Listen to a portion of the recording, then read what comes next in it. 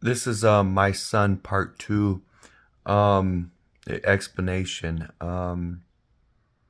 Vicky got rushed to the ER at work because she said that she had an issue.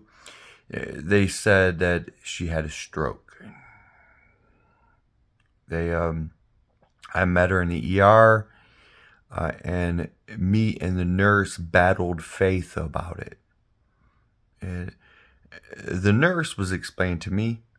She said, "Oh well, see, Vicky had a stroke, and most likely she's gonna have another stroke, and it's gonna kill her." That's what the nurse said.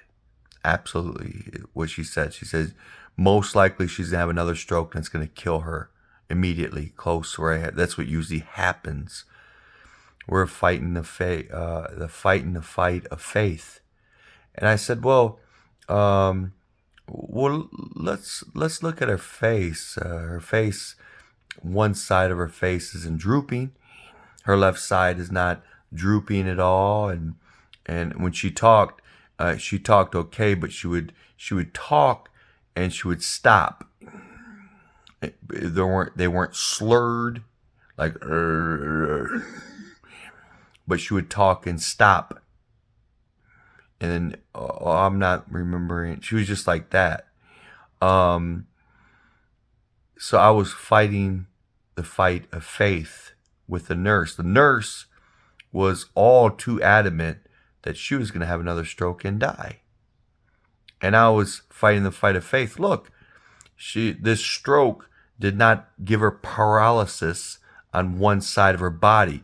Her left and right arms both are functioning, operational, are not hindered at all.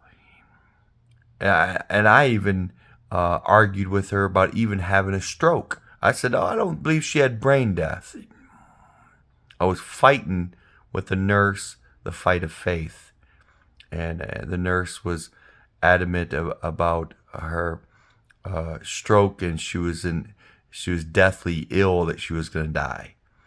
And I again did the same thing as I did before. I said she's going to be fine.